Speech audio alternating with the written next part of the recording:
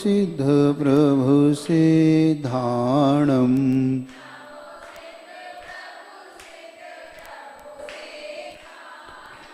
नमो आयरियाणं नमो आयरियाणं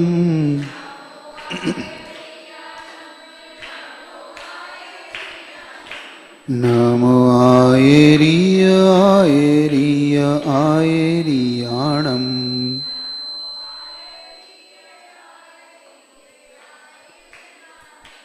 नमो वज्रायाणं नमो वज्रायाणं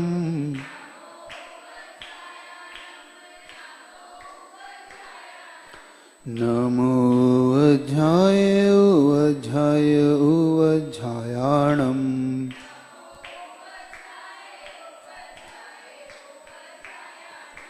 नमो नमो सव्वसाहुणं नमो सव्वसाहुणं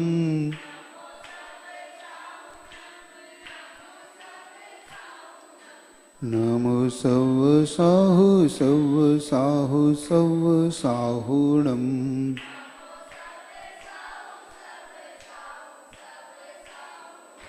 नमो गुरुमङ्गलं नमो गुरुमङ्गलं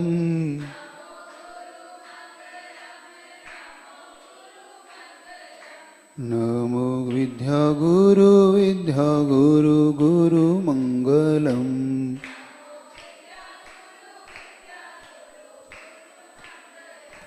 नमो गुरु उत्तमा नमो गुरु उत्तमा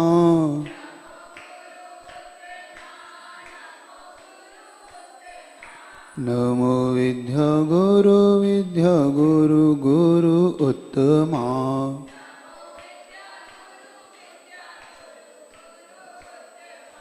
नमो गुरु शरणं नमो गुरु शरणं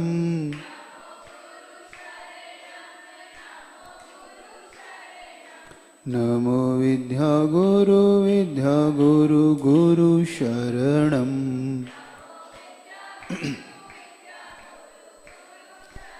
पंच परमेष्ठी भगवान की मूलनायक चंदप्र भगवान की जगत पूज गुरु विद्या सागर जी महाराज की मुनिभंगोशुदा सागर जी महाराज की प्रणम्य सागर महाराज की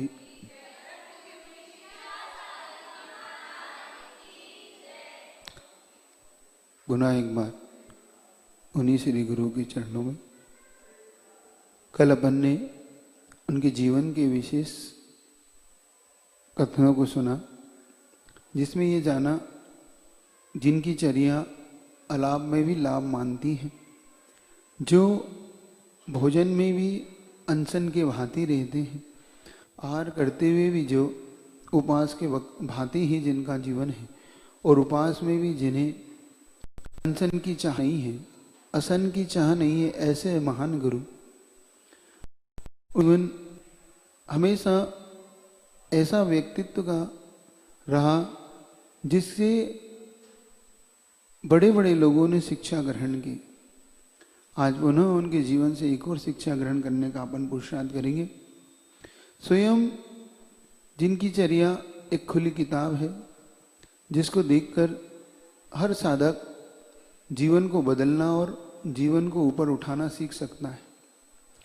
जिन्हें किसी प्रकार के ख्याति पूजा लाभ भीतर तक कहीं ऊपर अंदर भीतर कहीं नहीं सताती, जिसे कोई चाह नहीं मैंने इतना बड़ा कार्य किया हो, जिसे कभी ये नहीं लगता कि मैंने इतना बड़ा तप किया, मैंने इतने क्षेत्रों का उद्धार किया, इतनी दीक्षाएं दी, इतने लोगों के आत्म कल्याण के लिए आगे बढ़ाया, उसमें भी जिनकी निरी वृत्ति रहती, ऐसे परम गुरु पूज्य गुरुवर के श्री चरणों में पुनः एक बार चलते हैं। घटना 1987 चतुर्मास थोबन जी में आचार्य महाराज का था। चतुर्मास के दौरान वही आचार्य महाराज की साधना प्रातः हमेशा से जिनकी साधना रही है, अष्टमी चौदस को उपवास रखना, हम लोग थे जब आचार्य महाराज 4-4 दिन के अंतराल से, 3-3, 2-2 दिन के अंतराल से जो उपास किया करते थे, उनकी साधना निरंतर बढ़ती थी। ऐसे गुरु महाराज जिनका इतना बड़ा उपास का भाव, किसी कारण से आचार्य महाराज का स्वास्थ्य बिगड़ गया। 1987 जी जो गुना मध्य प्रदेश के पास में है, आचार्य महाराज का एकदम स्वास्थ्य बिगड़ना हुआ और स्वास्थ्य इतना बिगड़ गया कि जिनके लिए उठना बैठना भी मुश्किल सा होने लगा। आचार्य महाराज की हमेशा परीक्षाएं ली गई है। आचार्य महाराज हमेशा परिचयों से जीत के ऊपर आए हैं। जिन्होंने इन परिचयों से कर्म की निर्जरा ही मुख्य साधन मानी, ऐसे गुरु महाराज ने जब उठना बैठना भी कठिन हो गया और आचार्य महाराज फिर भी ऐसी कठिन परिस्थिति में भी अपनी समितियों से कभी समझौता नहीं किया। कभी भी उन्होंने अपनी समिति पालन में कमी नहीं की। स्वयं इन समितियों को जो बड़े उत्साह से पालन करते हैं, शरीर चाहे कुछ भी कहे, लेकिन जिनकी आत्मा हमेशा इन समितियों के लिए अपने मूल गुणों के प्रति जागृत है। इतनी कठिन परिस्थितियों में गुरु महाराज ने कभी भी जिसमें शिथिलता नहीं लाई, अपने मूल गुणों के प्रति जो हमेशा आगे बढ़ते रहे। अब आचार्य महाराज की जब स्थिति धीरे धीरे शारीरिक स्थिति में उस समय बदलाव आया, उठने बैठने में भी जब कमजोरी आने लगी, फिर भी आचार्य महाराज जब लेटे हुए थे तो लेटने के बाद जब उन्हें करवट लेना थी, जब उन्हें करवट लेने के लिए पीछी लगाई तो एक महाराज ने कहा कि महाराज हमने आपके लिए पीछी लगा दिए, इसलिए आप करवट बदल ले। लेकिन इतनी अशक्य अवस्था में भी आचार्य महाराज ने स्वयं अपने हाथ से पीछी लेकर पूरे संपूर्ण उसका मार्जन किया। परिमार्जन करने के बाद फिर स्वयं करवट बदलते और उनके द्वारा किसी अन्य का परिमार्जन स्वीकार नहीं किया गया।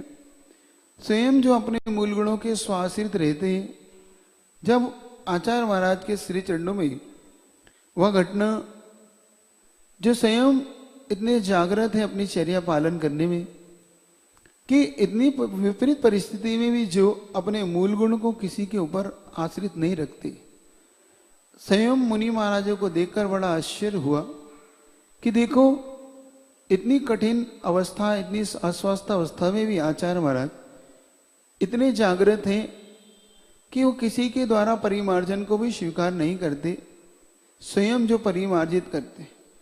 इस प्रकार से आचार्य महाराज ने उस समय अपने द्वारा स्वयं शिष्यों को शिक्षित किया। जब बाद में आचार्य महाराज स्वस्थ हुए, स्वस्थ होने के बाद जब शिष्यों ने इस बात की चर्चा की तो आचार्य महाराज का एक ही भाव था, देखो ये मूल गुण स्वयं अपने हैं और जब मूल गुण भी हमें है तो हमें ही इसका पालन करना चाहिए। अविश्वास का कोई बात नहीं, लेकिन जब तक हम स्वयं इससे संतुष्ट ना हो, स्वयं मैं अगर मार्जन नहीं करूं तो आप लोग के अंदर भी इसके प्रति कैसे भाव आएगा। क्योंकि गुरु के पास स्वयं की तो मूल गुणों की जिम्मेदारी होती ही है, स्वयं तो मूल गुणों का पालन करते हैं, लेकिन आचार्य का जो लक्षण है स्वयं पालन करते हुए शिष्यों को पालन करवाना, स्वयं शिक्षा और दीक्षा देते हुए स्वयं की शिक्षा दीक्षा को भी जो पालते हैं। इस प्रकार से जो आचार्यों का महान लक्षण है, उनके अंदर जो स्वयं लक्षण था कि स्वयं पहले किया जाए, बाद में किसी प्रकार से अन्य की शिक्षा तब दी जा सकती है जो स्वयं करता हो। ऐसे ही आचार्य महाराज पहले स्वयं उस बात को करते हैं, बाद में ही वो किसी दूसरे से इसकी शिक्षा देते हैं। एक ऐसी घटना आपके सामने रखता हूं। जब आचार्य महाराज का चातुर्मास आहार जी क्षेत्र पर चल रहा था तो उस आहारजी क्षेत्र के दौरान एक विकल्प मुनि महाराज के मन में आया। जहां तक उनका नाम मुझे सुधा सागर जी महाराज जी था। पूज्य सुधा सागर जी महाराज के मन में जब विकल्प आया कि ये चटाई भी क्यों ले, क्योंकि उस समय संघ में चटाई लेने का प्रचलन था। लकड़ी की चटाई हुआ करती थी, जो आपको पता है कि सीक की चटाई होती है। और इसकी आज्ञा आगम में है कि अगर साधु चाहे तो पाटे पर, संस्तर चटाई पर या घास आराम से वो ले सकता है। ऐसे कोई आगम का निषेध नहीं है कि साधु नहीं ले सकता। लेकिन आचार्य श्री ने स्वयं जब अपने शिष्यों को उत्कृष्ट चर्या का धनी बनाया, जब उन्हें इतनी कठिन शिक्षाएं दी, तब उस जब ग्रंथों को पढ़ते हुए जब महाराजों के मन में ये बात आई कि हम भी क्यों ना 100 में से 100 अंक लाने का पुरुषार्थ करें। चाहे ये पंचम काल हो, फिर भी इस पंचम काल में भी साधु कुछ तो उसमें पुरुषार्थ कर ही सकता है, अपने नंबर को कुछ तो बढ़ा ही सकता है। इस भावना से जब उस समय संघ चटाई लेता था, जो आप जानते हो कि ठंड में कितना कठिन होता है, आपको जब 2-2 रजाई में भी नींद नहीं आती, उस अवस्था में, दिगंबर अवस्था में साधु का इन पाटों पर सोना। और आचार्य महाराज तो जिसमें भूसेन को ज्यादा देते हैं, लेकिन आचार्य महाराज कहते हैं चूंकि अब मार्बल के और इस प्रकार के कमरे में लगा दिए जाते हैं, इसमें अब सोना नुकसानदायक है। क्योंकि ये प्रयोग आचार्य श्री ने पपोरा जी के चातुर्मास के दौरान कभी किया था, जब आचार्य महाराज ने सारा संघ वहां पर मिट्टी से और चूने से लिपी हुई उस धरती पर ही बैठता था। मात्र एक चटाई नीचे रख के उस पे बैठना। आपको बताऊं, इसलिए बता रहा हूं ये बात कि आप आचार्य श्री के बारे में कुछ जानना चाहते हो तो इस बात का आप ध्यान रखना, विद्यासागर ऐसे ही नहीं बना जाता। एक बार आपसे पहले भी कहा था, वो कितनी तपस साधना की भट्टी में कैसे तप के बाहर निकले हैं। उनकी खुद की ये भावना रहती थी कि स्वयं साधक साधना करे। तो उस साधना के दौरान आचार्य महाराज ने संघ के सामने ये बात रखी कि हम क्यों पाटे की भी इच्छा करें, हम पाटे की भी क्यों किसी से मांग करें। और इसलिए आचार्य महाराज ने उस समय मात्र जमीन पर ही बैठकर वो चातुर्मास के दौरान बहुत से साधु भी उस जो चूने की लिपि हुई दीवा वो थी धरती, उस धरती पर विश्राम, रात्रि विश्राम किया करते थे। उसी पे दिन भर बैठना, सामायिक करना, उसी पे बैठकर विश्राम करना। इस प्रकार से संघ में उस समय बहुत से साधु के द्वारा किया गया। लेकिन जब एक बहुत बड़े वेद आए और जब वेद ने बताया कि महाराज ये आप सबके लिए नुकसानदायक हो सकता है, क्योंकि आप लोग दिगंबर मुद्रा में रहते हैं और अगर इससे सीधा स्पर्श होगा आपका तो इसके कारण आपके शरीर को काफी नुकसान पहुंच सकता है, कहीं आपको रोग हो सकते हैं। तब आचार्य महाराज ने उनकी बात को स्वीकार करते हुए कि रत्नत्रय से साथ कोई वो नहीं होना चाहिए, क्योंकि आचार्य महाराज स्वयं पहले कह चुके अपने शिष्यों को, साधना करो लेकिन साधन का ख्याल रखो। स्वयं पहले जो उपदेश अपने शिष्यों को दे चुके हैं कि साधना करने का मैं निषेध नहीं करता, लेकिन जो साधना का साधन ये रत्नत्रय रूपी शरीर है, इस द्रव्य लिंग का भी आप पूरा आदर करो। जब इस द्रव्य लिंग का आप आदर करोगे तो नियम से भावलिंग को आप छू पाओगे।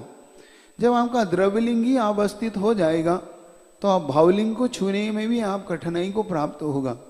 द्रव्यलिंग का मतलब आप समझ चुके होंगे, भारी शरीर, और भावलिंग का मतलब होता है अंतरंग के परिणाम।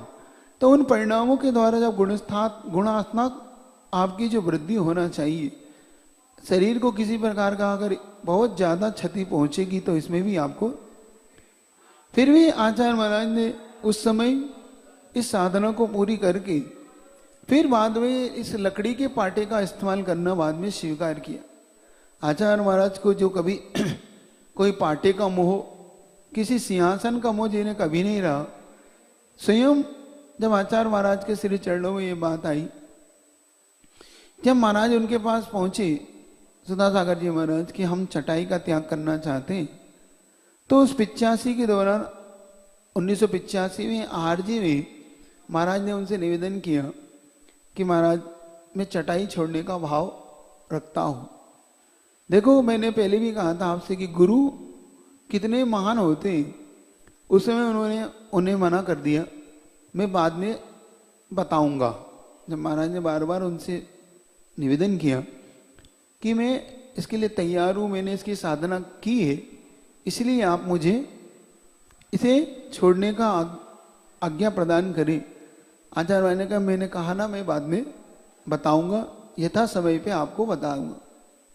और उसके बाद आचार्य महाराज ने 1 से 2 महीने तक स्वयं इसकी प्रैक्टिस की। स्वयं ने उस संस्तर का चटाई का त्याग करके जब पूर्ण रूप से वो इस बात से अस्वस्थ हो गए, उन्हें पूर्ण विश्वास हो गया कि ये चटाई छोड़ना अब संघ के लिए सरल है, अब हमारे लिए कोई दिक्कत नहीं आएगी। तो एक दिन महाराज को बुला के कहते हैं, हाँ आप क्या कह रहे थे, आप चटाई छोड़ने की कोई बात कह रहे थे। देखो आचार्य महाराज कितने महान हैं, स्वयं जब तक उसका निर्णय अपने ऊपर नहीं कर लिया, मतलब कहते हैं ना कि दवाई जब तक अपने ऊपर नहीं अजमा लो जब तक दूसरे पे मत अजमाओ, नहीं तो दूसरे पर अजमा के आपको क्या मिलेगा। तो आचार्य जी ने पहले स्वयं साधना की कि कहीं ऐसा ना हो कि मैं साधना नहीं कर पाऊं या फिर ये साधना बाद में ना कर पाए इसे वापस लेना पड़ जाए। इसलिए आचार्य महाराज ने पहले स्वयं साधना की और साधना का ये परिणाम निकला। आचार्य महाराज जब इसके लिए पूर्ण रूप से विश्वस्त हो गए तो आचार्य महाराज उनसे कहते, आप चटाई छोड़ने का भाव रखते हैं, बहुत अच्छा आपका भाव है, तो आज से मैं भी चटाई का त्याग कर रहा हूं, आप भी चटाई का त्याग कर सकते। और उस समय से आचार्य सिंह ने 1985 में पूर्ण रूप से चटाई का त्याग कर दिया। फिर उन्होंने कभी ठंड में भी चटाई को नहीं लिया, मात्र पाटे पर ही जो विश्राम करते हैं। ठंड में भी कितनी ही ठंड पड़ो, कभी किसी प्रकार के हीटर का उपयोग नहीं करते, किसी प्रकार की सिगड़ी आदि का उपयोग जो नहीं करते, और जो कभी भी ओढ़ने के लिए चटाई का भी उपयोग नहीं करते, जो आज तक उनकी साधना निरंतर बनी हुई है। एक बार मुझे ध्यान है कि मुझे उसके प्रति उसके पीछे भी मुझे आचार्य श्री की क्रोध का भाजन पात्र बनना पड़ा। हुआ यूं, जब आचार्य महाराज 2006 में अमरकंटक के लिए बिहार कर रहे थे चतुर्मास के लिए, और योग संयोग से आचार्य महाराज का स्वास्थ्य रास्ते में खराब होने लगा, उन्हें बुखार सा आने लगा। तो डिंडोरी एक गांव है, डिंडोरी से हम कुछ दूरी पर ही चले थे कि आचार्य श्री का बुखार बढ़ने लगा, और योग संयोग से उनके पैरों में छाले पड़ने के कारण काफी कंकर उनके पैरों में प्रवेश कर गए थे। जो छोटे छोटे ऐसे 50 कंकर उनके छोटे छोटे छोटे दाने के रूप में उनके पैरों में, चूंकि बहुत गहरा घाव होने के कारण उसमें प्रवेश कर गए थे। तो उसी कारण से आचार्य श्री को बुखार आया था, और बुखार के कारण पैरों की स्थिति ऐसी नहीं थी कि चल सके, एक एक कदम रखने में भी ऐसा लग रहा था मानो करंट हो। तो आचार्य महाराज को उस रात उसी नगर में, उस गांव में ही रुकना पड़ा, जिस गांव में बिहार करके थोड़ी सी दूर पे पहुंचे थे डिंडोरी से।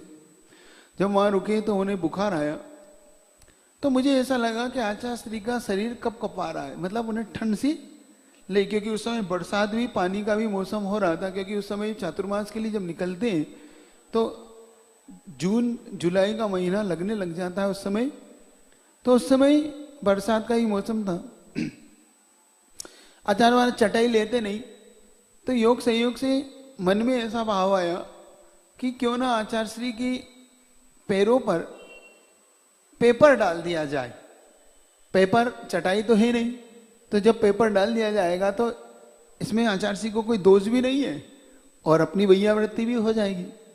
इस भावना से मैंने सिर्फ पेपर लेके ऐसा डाला, और उस समय आचार्य श्री का हल्की सी नींद लगी थी, क्योंकि आचार्य महाराज उस समय इतने ज्यादा तप रहे थे, तो तपन के कारण और थकान के कारण उस समय थोड़ा सा बैठा नहीं जा रहा था। तो आचार्य श्री को आहार से पहले थोड़ा सा थोड़ा सा आराम करने के लिए लेटने की जब निवेदन किया तो हल्के से वो सिर्फ ऐसे ही लेटे थे ताकि थोड़ी थकान कम हो।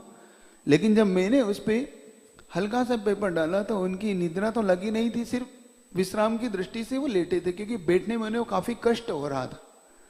जब उन्हें बहुत कष्ट हो रहा था, क्योंकि वो दिन में कभी नहीं लेटते, आचार्य श्री का नियम है, जो रात्रि में भी नहीं लेटते वो दिन में क्या लेटेगा। स्वयं सिद्धांत ही है कि जो साधक रात में भी गिनी चुनी घंटों की नींद लेता हो, विश्राम करता हो, वो दिन में तो सवाल ही नहीं उठता। किंतु उस दिन कुछ रोग के कारण उन्हें लेटना पड़ा, लेकिन उनकी नींद नहीं लगी। तो मैं समझा कि उनके हल्की सी नींद लगी, और जैसे ही डाला तो आचार्य श्री की जो आंखें हैं आप जानते हो कितनी बड़ी बड़ी है। अगर वो किसी को उस आंखों से देख ले तो आदमी ऊपर से नीचे तक क्या स्थिति में पहुंच जाता है, इसका वो वही महसूस करता है जिन्होंने उन आंखों को देखा है। हम उनके बहुत निकट में रहे, हमने उनकी सारी आंखों को देखा है। वो वात्सल्य भरी आंखें भी देखी जिसमें प्रेम भी झलकता है। हमने वो नेत्र भी देखे जिनसे संकेत मात्र से शिष्य समझ जाता है कि उसे क्या करना है। हमने वो भी देखा कि गलती करने पर शिष्य को कोई मुख से उच्चारण नहीं करके नेत्रों से ही शिक्षा जो देने में प्रवीण है, जिनके शब्द तो बहुत कठिन से निकलते हैं, जिनके मुख से बोलने की स्थिति नहीं बनने देते, और उनके शिष्य भी ऐसे ही है कि गुरु को बोलने का अवसर नहीं देते, नेत्रों से ही जो समझ जाते हैं। क्योंकि जब ज्ञान सागर जी महाराज बहुत बुजुर्ग थे तो गुरु और शिष्य में उस समय भी नेत्रों में ही बात हो जाती थी। कभी उन्हें जिन्हें नेत्रों से बोलने की आवश्यकता से ही सारे कार्य हो जाते थे, जिन्हें मुख से उच्चारण करने की जरूरत नहीं पड़ी। उससे ही समझ में आ जाता है कि गुरु और शिष्य का कितना गहरा संबंध होता होगा, कि जो नेत्रों में ही गुरु के भावों को पकड़ ले, और शिष्य भी कितना महान होता होगा कि गुरु के शब्दों को आवश्यकता न देकर मात्र जिनकी भावनाओं को ही जो जान जाए। इस प्रकार से जो महान गुरु और महान शिष्य के रूप में आज स्थापित थे, उनके लिए किसी ने 2 लाइन कही, बहुत अच्छी कही, कि उन दोनों में कैसी बातें होती होंगी। गुरु और शिष्य में जब आचार्य ज्ञान सागर जी होंगे, जब वो बोल नहीं पाते होंगे, और इधर चूंकि विद्यासागर जी कन्नड़ भाषी, वो भी उन शब्दों को भाव तो दे रहे हैं लेकिन शब्द नहीं दे पा रहे, जिन्हें शब्द नहीं मिल पा रहे। और इधर कन्नड़ भाषी और एक बुजुर्ग 22 साल का युवा, और एक उधर 80 साल का बुजुर्ग, दोनों के बीच में कैसी बातें होंगी। तो किसी ने बहुत अच्छी 2 लाइनों में उनकी बातों को बांधा। अधरों पर शब्दों से लिखकर मन के भेद न खोलो, अधरों पर शब्दों से लिखकर मन के भेद न खोलो, मैं आंखों से सुन सकता हूं तुम आंखों से बोलो। जिन्होंने अपने गुरु के लिए लाइन लिखी कि मैं आंखों से ही तुम्हारे सब बातों को सुन सकता हूं गुरुवर, आप आंखों से ही बोले, शब्दों की जरूरत आपके लिए नहीं है। तो आचार्य महाराज ने अपनी बड़ी बड़ी आंखों से जब मुझे देखा, और जैसे ही मैंने उनके नेत्रों की ओर देखा, मैं उनके भावों को तुरंत भाव गया कि आचार्य महाराज इस पेपर को भी सहन नहीं करना चाहते। उन्होंने सीधे से पैरों को हल्का सा हिला के संकेत दिया कि ये ठीक नहीं है, और मैंने तुरंत जब पेपर को हटाया तो जैसे उन्हें बहुत बड़ी निधि मिली वैसे मुस्कुरा से दिए। उन्हें जैसे अब संतोष हुआ कि अब तुमने ठीक किया, मुझे पेपरों की भी आवश्यकता नहीं। उसमें मुझे ऐसा लगा कि 2 भाव उनके हो सकते हैं। एक भाव तो वो कभी जैसे परिग्रह के रूप में जैसे स्वीकार नहीं करना चाहते, और दूसरा भाव आचार्य महाराज का ये भी हो सकता है कि चूंकि पेपर में श्रुत का अंक लिखे होते, शब्द लिखे होते, तो आचार्य महाराज का भाव रहता है जो ज्ञान की वस्तु है उसका भी कभी अपमान नहीं होना चाहिए। श्रुत इन्हीं काका काका जा से ही बना, जो 12 खड़ी जिसको आप बोलते हैं, जो आप मात्राएं बोलते हैं, ये सब श्रुत का ही एक अंग है। तो आचार्य महाराज की मानता इससे प्रकट होती है कि जो स्वयं कभी श्रुत को भी इस प्रकार की अनादर नहीं करना चाहते, आपको इससे शिक्षा लेना चाहिए कि कभी भी आप लोग जिनवाणी को तो बहुत संभाल के रखते ही हैं, लेकिन कभी इन पेपरों पे जो अंक लिखे इनका भी आप कम से कम दुरुपयोग तो ना करें। कहीं आप सदुपयोग ना कर पाए तो कोई बात नहीं, लेकिन दुरुपयोग भी ना करें। कभी कभी आप इनसे ऐसे कार्य कर जाते हैं तो इसका उपयोग आप ध्यान रखें ना करें। ये श्रुत की एक प्रकार से अवहेलना मानी। तो इस प्रकार से आचार्य महाराज ने 1985 में स्वयं चटाई का त्याग किया। इस प्रकार से आज तक वह परंपरा आचार्य महाराज के द्वारा निरंतर बनाए रखी। और अब तो ये स्थिति है आचार्य श्री के द्वारा कि अब नए दीक्षित जब भी होते हैं तो सबसे पहले आचार्य महाराज पहले उनसे पूछते हैं कि आपका चटाई का त्याग है कि नहीं। अब ये नहीं है कि आपको करना है कि नहीं, अब दीक्षा उसी शर्त पे होगी कि आप चटाई लेते हैं कि नहीं। अब नहीं लेते हैं तो आप दीक्षा के पात्र मानते हैं, ऐसी कोई बात नहीं कि आगम नहीं। लेकिन आचार्य महाराज का कहना है कि इसकी साधना जरूर करो। बात का विषय बाद में कि अगर आपकी स्थिति नहीं बनती है तो लेना एक अलग बात है, लेकिन पहले से स्थिति बना के लेना देखो दो तरीके से।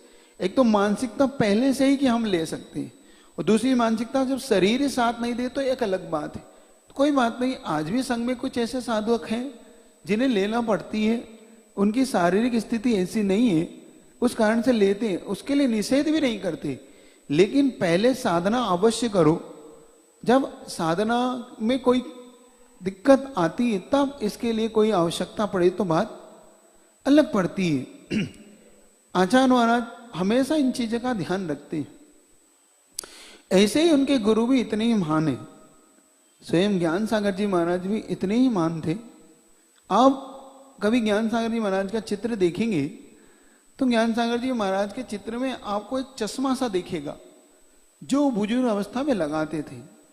और मैंने उस योग संयोग से हमने आचार्य श्री के पास एक राजस्थान के उनके पूर्वज जो हैं, जो कि राणौली में रहते हैं, वो लोग उनके पोते पड़ पोते जिनको अपन बोलते हैं, उनके भाई के लड़के, क्योंकि वो तो बाल ब्रह्मचारी थे, उनके जो भाई थे, उनकी जो संतानें थे, वो एक दिन आचार्य श्री को वो चश्मा दिखाने के लिए लाए थे जो कभी ज्ञान सागर जी लगाते थे। और योग संयोग से मैंने उस चश्मे को देखा है। तो वो चश्मा कम से कम 12-13 नंबर का होगा, इतना मोटा चश्मा था। उन्हें काफी दिक्कतों के बाद उन्होंने उस चश्मे को ग्रहण किया था, क्योंकि जो स्वयं सरस्वती पुत्र तो थे ही, जिनका ज्ञान ध्यान में मन लगता था, इसी कारण से जिन्होंने अपना जीवन इसी ज्ञान ध्यान में गुजारा था। तब आचार्य महाराज को मैंने वो चश्मा देखा था। चश्मा देखने के बाद मुझे वो संस्मरण याद आया, क्योंकि एक निश्चयवादी, जो निश्चय पंथ को मानने वाले, एकांत पंथ के वादी, एक बार आचार्य ज्ञान सागर जी के पास राजस्थान में आए थे। क्योंकि आचार्य ज्ञान सागर जी महाराज उस समय मुनि अवस्था का सारा प्रवास, अधिक से अधिक प्रवास उसी राजस्थान की धरती पर रहा। वो तो यहाँ के लोगों का कुछ पुण्य है जो क्षुल्लक और ब्रह्मचारी अवस्था में इस तरफ ज्ञान सागर जी महाराज ने भ्रमण किया।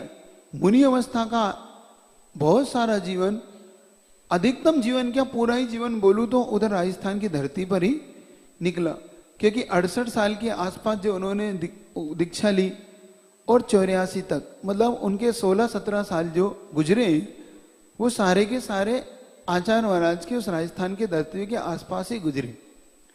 तो जब एक निश्चय पंथ वाले, एकांत पंथ वाले ज्ञान सागर जी के पास पहुंचे तो उन्होंने उन्हें नमोस्तु नहीं किया। ज्ञान सागर जी को इसका कोई विकल्प भी नहीं हुआ कि उन्होंने मुझे क्यों नमोस्तु किया कि नहीं किया। जब उन्होंने नमोस्तु नहीं किया और बहुत सारी समय सार की चर्चाएं उनसे की, बहुत सारी अन्य चर्चाएं की, तो किसी ने उन्हें टोका, आप साधु के पास आए हो तो आप नमोस्तु क्यों नहीं करते? आपको क्या इनमें क्या कमी दिखती है कि ऐसा क्या इनके साधुत्व में कौन सी कमी है? क्योंकि अपने गुरु के प्रति कोई अगर आदर भाव नहीं रखता तो भक्तों को इसकी थोड़ी सी अंदर से पीड़ा जरूर होती है कि आखिर हमारे गुरु में आपने क्या कमी देखी जिसके कारण आपने नमोस्तु उन्हें नहीं किया, प्रणाम नहीं किया। तो एक भक्त को जब उन्हें श्रावक को ये लगा कि हमारे गुरु को इन्होंने विनय नहीं की, तो उन्होंने पूछ ही लिया कि आखिर हमारे गुरु में आपको क्या कमी दिखी कि आपने उन्हें प्रणाम नहीं की। तो उसने सहज भाव से कहा, आपके गुरु चश्मा लगाते हैं और चश्मा एक प्रकार का परिग्रह है, इसलिए मैं आपके गुरु को नमोस्तु नहीं करता, क्योंकि चश्मा भी एक प्रकार का परिग्रह होता है और साधु के पास कोई परिग्रह नहीं होना चाहिए। आप एक बात ध्यान रखो, आप इस बात को समझने का पुरुषार्थ करना कि व्यक्ति की दृष्टि कहां तक जा सकती है, व्यक्ति कहां तक विचारधारा ला सकता है, क्या क्या विचारधाराओं में सोच सकता है। और अब कितना बदलाव आया कि हर साधु के पास जो नहीं होना चाहिए था, अब वो सारी चीजें अब सहज होने लगी। और इसी कारण से व्यक्ति के मन में कितना परिवर्तन आया होगा, इसको हर व्यक्ति को सोचने का पुरुषार्थ करना चाहिए। क्या क्या आरंभ परिग्रह की चीजें अब साधुओं के पास पहुंचने लगी और श्रावक इन चीजों को सहज देने लगा। अब मैं इसमें साधु की गलती कम मानता हूं, श्रावकों की गलती ज्यादा मानता हूं, जो इस प्रकार की आरंभ परिग्रह की चीजें साधुओं को देते हैं और अपने आप को उसको भक्त मान के देते हैं और अपने आप को अच्छा मानते कि मैंने ये दिया। लेकिन अभी कुछ दिन आचार साराम का एक ग्रंथ पढ़ रहा था। आचार साराम का वो ग्रंथ जब आचार्य वीर नंदी स्वामी द्वारा लिखा गया, उसमें पढ़ते हुए जब वो भाव मैंने पढ़े तो उसमें लिखा था, जो व्यक्ति इन परिग्रह को ये मान के, उपकरण मान के अगर देता है, साधु को आरंभ परिग्रह की वस्तुएं देता है, तो नियम से वो कुगति का पात्र होता है। क्या? अगर आप ये सोच रहे हो कि मैंने ये वैयावृत्ति कर दी, मैंने साधु के लिए कोई दान दे दिया, तो आपको बताना होगा कि ये 4 दान में से कौन सा दान है। मान लो आप ऐसे उपकरण देते हो, मोबाइल देते हो, एसी देते हो, गाड़ियां देते हो और कुछ भी देते हो अगर साधु को, तो आपको ये बताना चाहिए आहार दान है, औषध दान है, शास्त्र दान है या अभय दान है। ये कौन सा दान है आपका? क्योंकि आचार स्नान नाम के उस ग्रंथ में स्वयं आचार्य वीरनंदी स्वामी लिखते हैं कि नियम से कुमानुष योनि में पैदा होता है वो। क्यों? किसमें? कुमानुष योनि। कुमानुष योनि के बारे में आपको पहले काफी सी चर्चा हो चुकी है।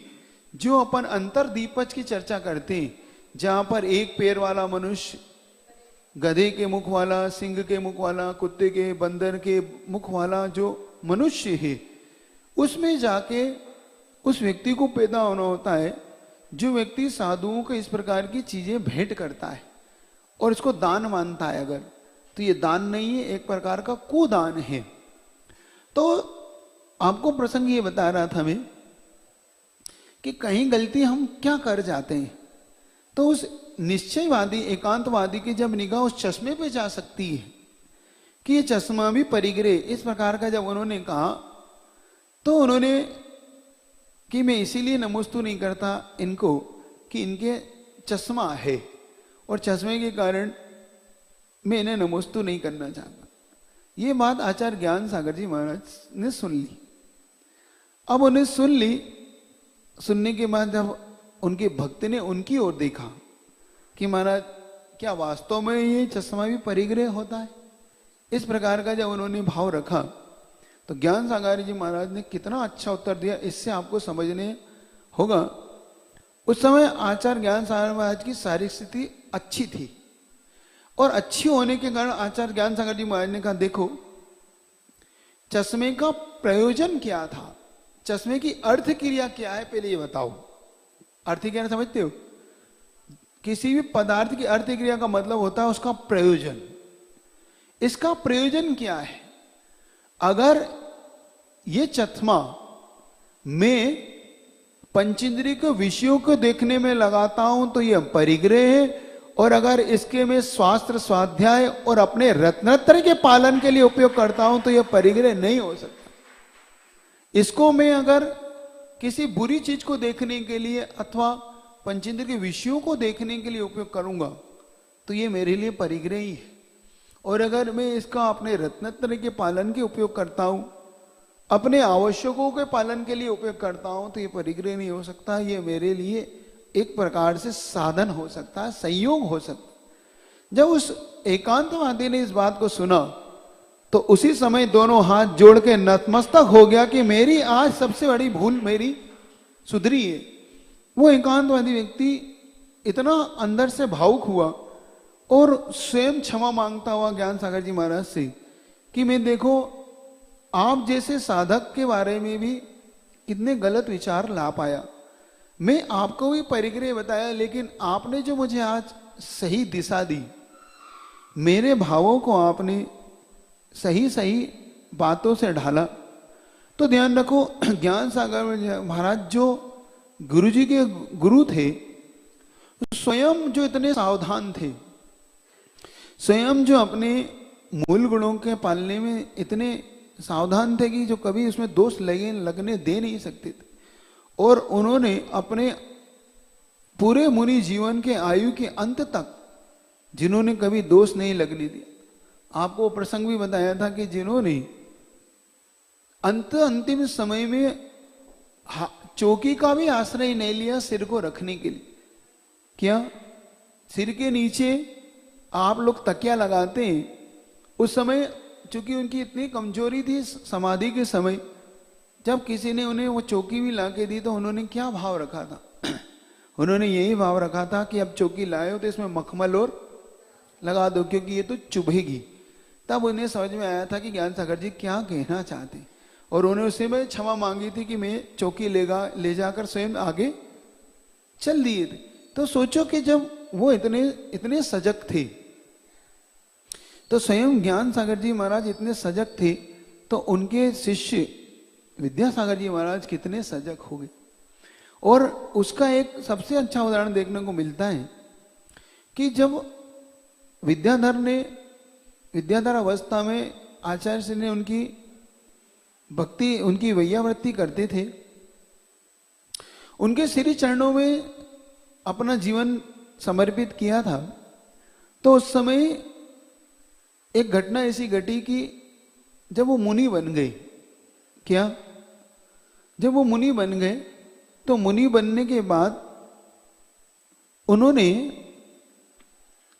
एक बार जब ज्ञान सागर जी महाराज लघु शंका के लिए करके लौटे थे, तो पैर धोने के लिए जब जल का उपयोग किया, तो चूंकि सहज भाव से वहीं पे एक कपड़ा रखा हुआ था, नेपकिन जिसको आप बोलते, तो ज्ञान सागर जब लौटे पैर धोकर, चूंकि पकड़ के स्वयं विद्यासागर जी महाराज मुनि होकर भी उन्हें ले जाना लाना, इस प्रकार से उस अवस्था में उनकी वैयावर्ती सेवा करते थे।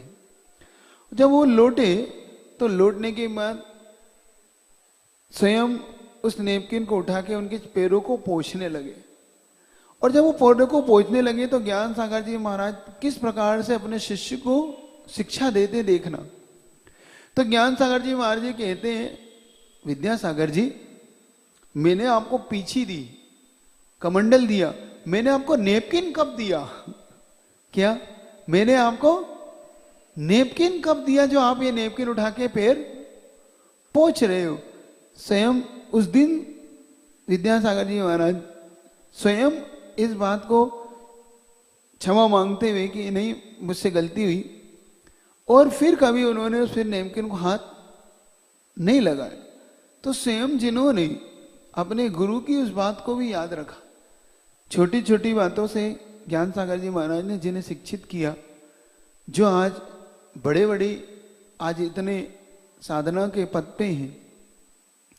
तो इसीलिए जिन्होंने अपने शिष्यों के लिए, मुझे ध्यान है उस समय आचार्य महाराज के द्वारा किस प्रकार से ठंड को जीतना, गर्मी को जीतना, किस प्रकार से इन चर्याओं को करना ब्रह्मचारियों को सिखाया।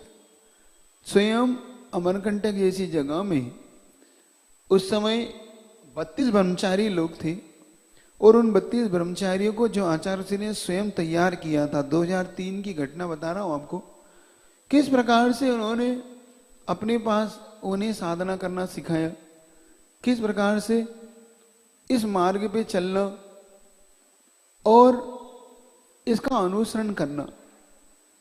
एक बार की घटना है, हम लोग उस समय 2003 में अमरकंटक के चातुर्मास में साथ में ही थे, हम सब ब्रह्मचारी लोग थे।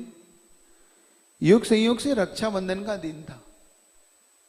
रक्षाबंधन का दिन होता है तो बहनों के अंदर भावना होती है कि भैया लोगों को राखी बांधे। अब उस समय शाम के समय हम लोग जब पानी इत्यादि लेने के लिए एक जगह इकट्ठे हो जाते थे, वहीं पे जिसको जो पानी इत्यादि लेना वो ले लेता। वहीं पर कुछ बहनों ने तो आप ये रक्षाबंधन बंधवाते फिर रहे हो, हम लोगों ने तो पीछे के पीछे खोल दिया। उसे हमने कहा उसे हाथ में ही नहीं रखने दिया। देखो उन्होंने स्पष्ट कह दिया ये मोह मार्ग नहीं है, ये क्या है, ये मोक्ष मार्ग है, ये मोह मार्ग नहीं है। ये संबंधों को आप अगर इस तरीके से याद करोगे तो आगे कैसे बढ़ोगे, इन संबंधों से कैसे ऊपर उठोगे।